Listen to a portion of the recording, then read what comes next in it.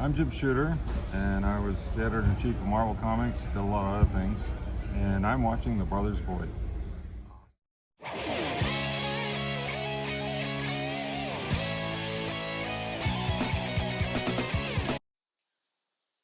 Hey guys, Chris here from the Brothers Boyd. It's that time of week, so you know what's coming.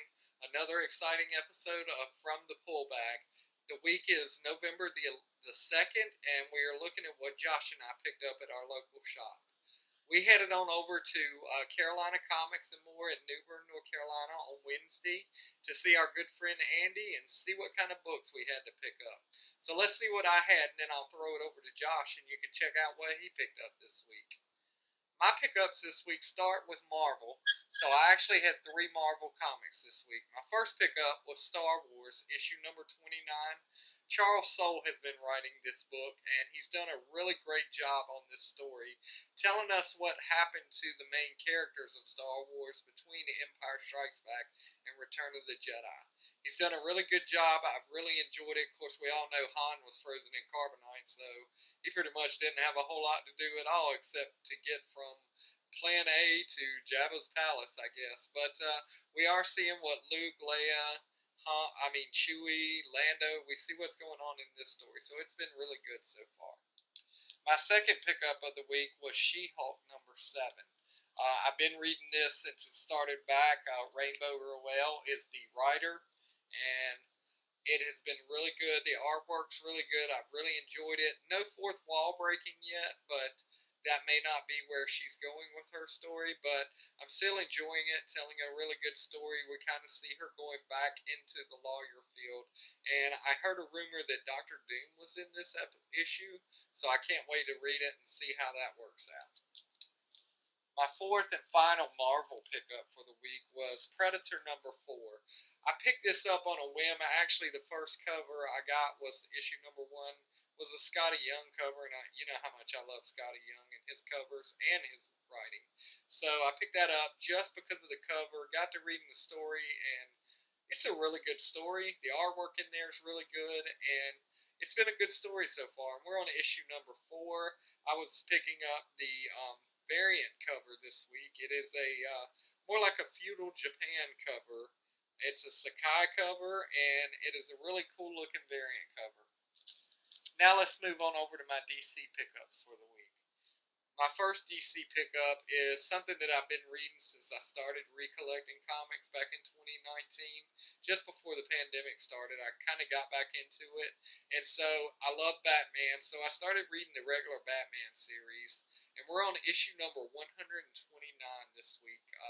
Great story. Chip Zdarsky is writing now with Jorge Jimenez drawing. And Jorge's artwork is just amazing. And Chip Zdarsky is one of the greatest comic storytellers of our time. So I've really enjoyed this story. Can't wait to read this one and let you guys know what I think of it.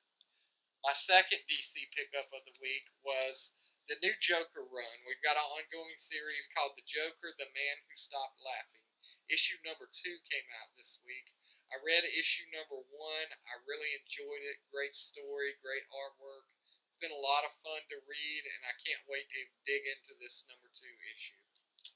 My third and final DC pickup of the week is an ongoing series. We're on book number 8 of 12 of Dark Knights of Steel.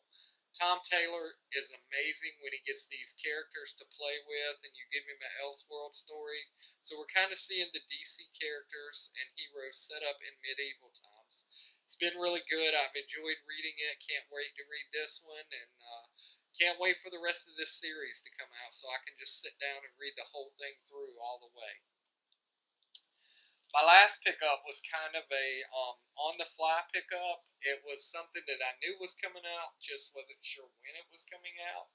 But as most of you know, Kevin Smith is one of my favorite people. I love his movies. I love his podcast. I love cosplaying as Silent Bob. I do it for Comic-Cons.